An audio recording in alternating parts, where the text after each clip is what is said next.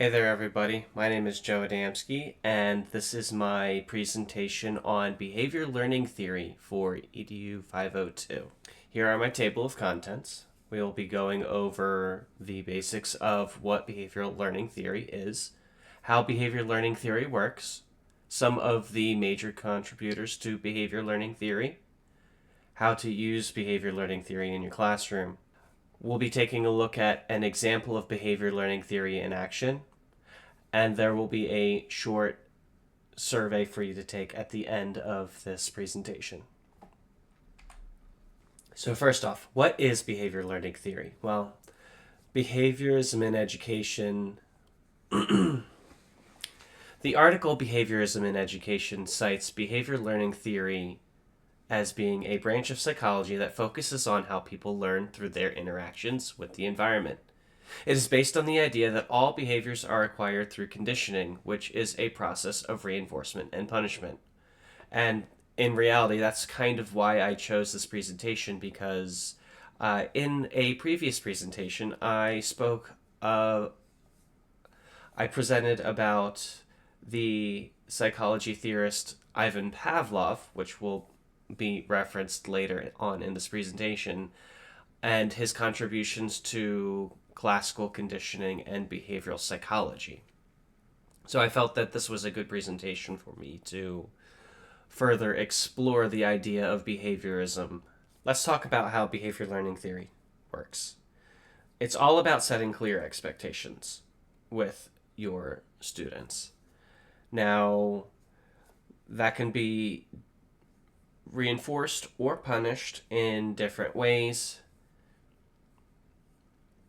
but the most common three ways that you can use behavior learning theory in your classroom is through positive reinforcement, negative reinforcement, and punishment. On first glance, you might think, oh, well, negative reinforcement, that sounds not good. In this case, when we talk about positive and negative, positive means you are adding something, and negative means you are removing something. Like you're adding a stimulus or you're removing a stimulus. You're adding a reward or removing a reward. So negative doesn't mean bad in this context. Negative means you're just taking away. So let's talk about it. Positive reinforcement is about rewarding desired behaviors to increase the frequency of the behavior. That can be done through treats, extra playtime, verbal praise, anything that the child wants. You reward them with it, you're going to see that behavior increase. Negative reinforcement is the opposite. It's rather than you're adding in a reward for a behavior, you're removing something to see an increase in behavior. So the Behaviorism in Education article references reducing the amount of homework or work a student has to complete if they perform well on a test. And finally, punishment, the one that you're probably most familiar with. Punishment is where you would apply a unwanted, or in this context, negative, meaning not wanted, consequence to discourage the frequency of a behavior, like reprimands, timeouts, or loss of privileges. We've been talking a lot about behavior learning theory, but who were the major contributors to behavior learning theory? We've already briefly touched on Ivan Pavlov and his idea of classical conditioning, but other psychologists like Edward Thorndike, John B. Watson, and B.F. Skinner all made significant contributions to the idea of behaviorism. Some of the things that each of these men are known for, like Edward Thorndike is most known for the law of effect. John Watson is called the father of the psychological school of behaviorism through his discoveries and experiments. We'll talk about one such kind of controversial experiment that John Watson did, titled the Little Albert experiment. And then B.F. Skinner and his idea of operant conditioning, not to be confused with classical conditioning. So, Ivan Pavlov is most famous for his discovery of classical conditioning. And he had discovered classical conditioning completely by mistake. And Pavlov and his team ended up pulling that thread of discovery to where they were able to figure out how they could get their dogs to salivate in response to an external stimuli that the dog had associated with feeding time. Nesbitt 2013 references Pavlov's experiment on how they could get the dogs to salivate and change their behavior through reinforcement. He found that when a bell was rung in a particular sequence in relation to the presentation of food, like I described, he could get the dogs to salivate before they even saw the food.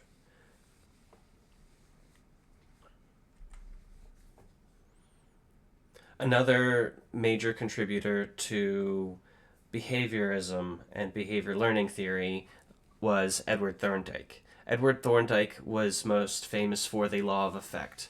Cherry 2023 talks about Thorndike's law of effect into more detail by describing it as a response that immediately follows a satisfactory outcome and how it becomes more strongly associated with the situation and then causing that behavior to occur more and more often in the future. So it's kind of related back to classical conditioning, where the stimuli of the bell ringing is paired with the food, so then the dogs expect the food and they begin to salivate.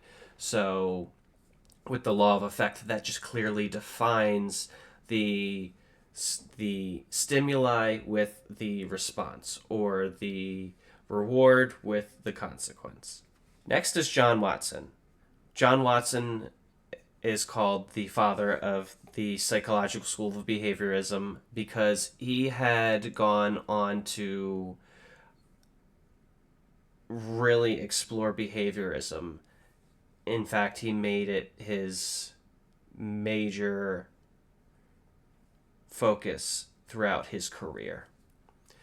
McLeod 2024 references Watson's behaviorism and how he believed it was the idea that psychology should be striving to become more objective, because at the time when Watson was making his discoveries and his arguments, he was beginning to form his arguments, the forefront of psychological thinking was Freudian psychology, and Watson argued that Freudian psychology was left too much into the subjective, where a client speaking with Dr. Freud would go on to describe a dream, and Freud would put his own interpretation and own spin on it, and Watson didn't necessarily agree with that. He felt that that is too subjective for a scientific study. So he made a serious push to apply the scientific method to psychology. Now, I made reference to the little Albert experiment not too long ago with John Watson, and this is considered to be a rather controversial experiment, because when it occurred at the time, it was just one of those It was It was a case of there wasn't any kind of ethical oversight. It was more of a situation of, oh hey, this is a really cool idea. Let's pull the thread. So the little Albert experiment is a famous experiment, or infamous experiment, where John Watson had taken a 11-month-old orphan child and used them as the subject of some psychological experiments. So Watson wanted to explore the idea of pairing a neutral stimulus or a neutral stimuli to see if they could attach it with a negative consequence or a negative stimuli rather, and elicit a negative or fear response. So with little Albert, what he did was he showed him a mouse or a rat, and McLeod 2024 goes into further detail into this.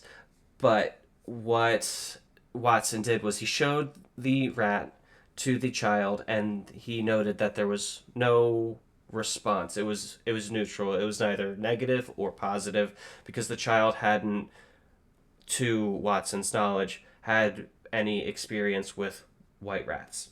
And so what Watson and his team did was they had elicited a fear response by making a loud noise to startle the child. And so when the child began to cry, they said, okay, so this is what we're going to use to elicit this response again. So then what they did was they showed the child the white rat again, but pairing it with that loud, startling noise, which elicited the fear response in little Albert. And then finally, through repetition, what they were able to do was they showed little Albert the white rat, and then, boom, no noise, but the fear response was there.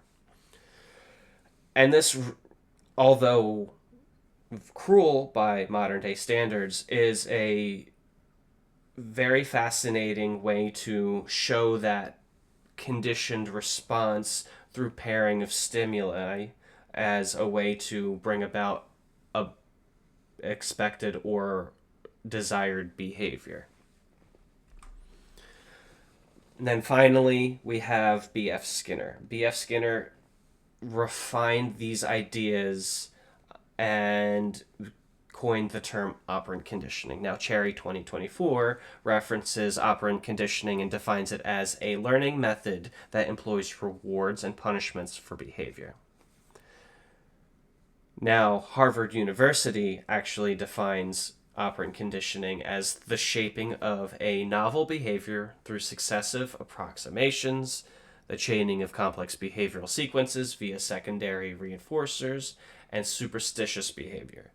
I included this quote here because operant conditioning does not always include the responses and behaviors that you expect.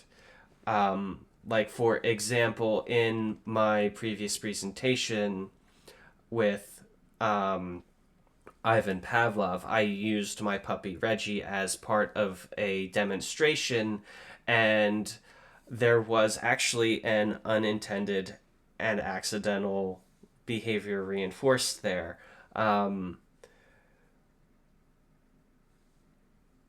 And so what it was it wasn't necessarily me giving the signal to have my puppy touch my hand with his nose what was the reinforcer, but actually what I discovered upon rewatching the video was that it was the sound of me reaching into the treat bag, which was what triggered and elicited that response. So it just goes on to show that, like I said before, when you're working with animals, or in reality when you're working with anyone, you can never really truly predict what's going to happen. So an example that we can talk about that deals with operant conditioning is the rat and the lever example. So imagine for a moment that you are a rat in a box, and inside this box is a lever where if you touch the lever, some food comes out and you get to eat food. Now, nobody tells you, the rat, how to work this lever or how to receive food, and through happenstance and randomness, you accidentally bump the lever and food falls out, and you go, oh sweet, yeah, sweet, food, awesome, and you eat the food. Over time, the theory is that the more often you accidentally bump into that lever, the more often food will come out, and then you'll start to associate, oh, if I touch this lever or if I press this button, I'm going to get food. And so that's, in a nutshell, how operant conditioning works. Now, with all of that, how can we concretely use behavior learning theory in your classroom? Because you can do it. So, some of the ways that you can use So some of the ways that I use behavior learning theory in my classroom is through a reward system and token system in the form of positive reinforcement. The behavior management system that I use in my classroom is called Class Dojo. If you're not familiar with it, it's just a behavior management system where your students get to create little monster avatars that represent themselves. You can use it as a way to communicate with parents, and you can create skills and behaviors that you can assign either positive or negative points to, and even the negative points are an optional thing. Anyway, so the way that I utilize it mainly in my classroom is when a student is showing an expected behavior or a desired behavior in the classroom, I award positive dojo points, and it's paired with a positive bell ringing sound. So it's got all of operant conditioning, classical conditioning, and all of those behavior theories concepts all wrapped up in a nice, neat little bow for you to use. And it also goes the same way when you use punishment as a way to reduce the behavior. It makes a sad, deflating sound when the kids receive a negative dojo point. So that's one example of a way that you can utilize behavior learning theory in your classroom. Another way that you can utilize behavior learning theory in the classroom is by just simply modeling. Modeling is a great way to show kids what to do in any certain situation. It's like role playing where you either yourself or use a positive role model like a peer to model the expected behavior. And you can even go a step further and model the possible unexpected behaviors so that the kids are able to recognize and have an example of, okay, this is what we need to do, this is what we should not be doing.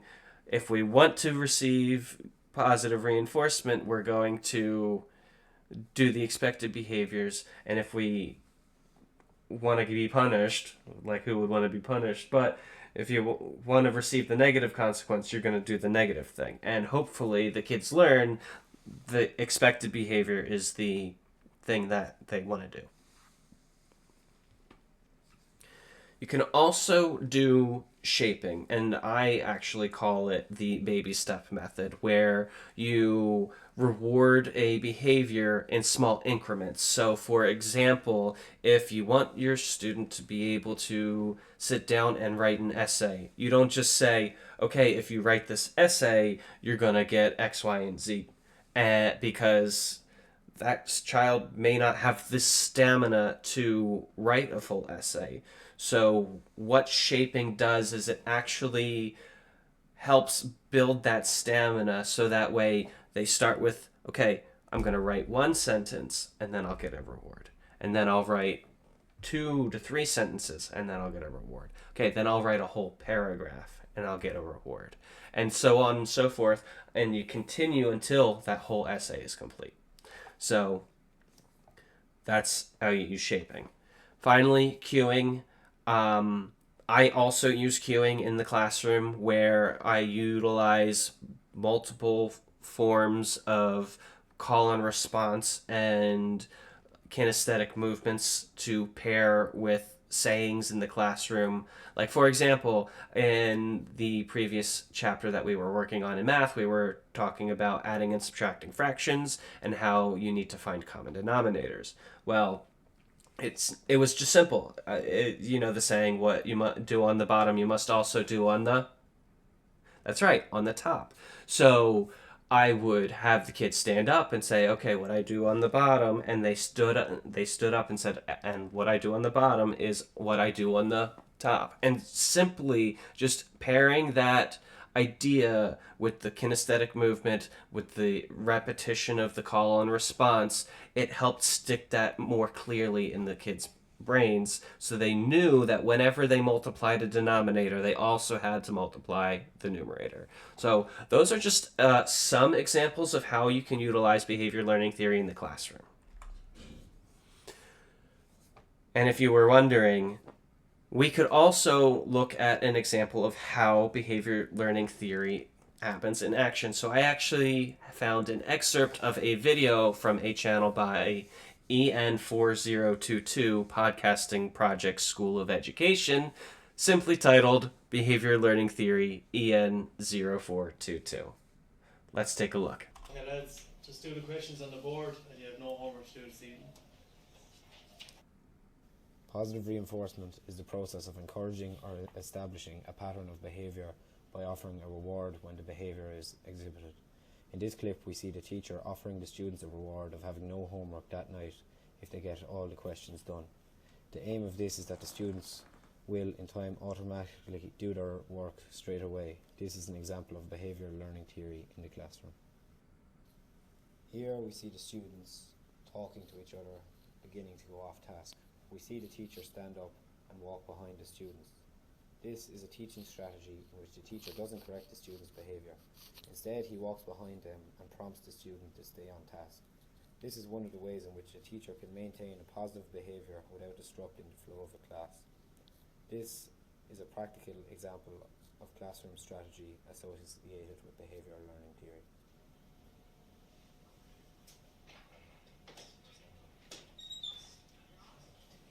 Okay, lads, we'll have to move move back to their back row. As we can see here, the students are talking and being disruptive in class when they should be doing work.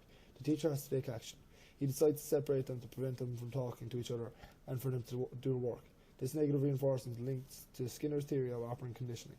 In this experiment, he shocked the rat when it touched the lever in the box. Similarly, the teacher has to move the students apart to prevent them from talking.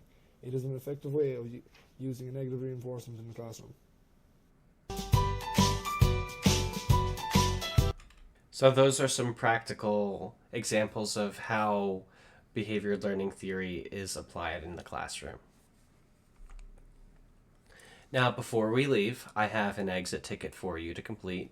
It's super quick, super short, but all I would like to know is what are some behavior learning theory strategies that you use in your classroom?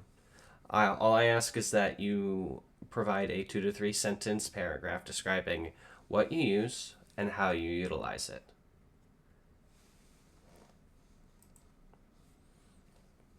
And finally, here are my references that I use throughout.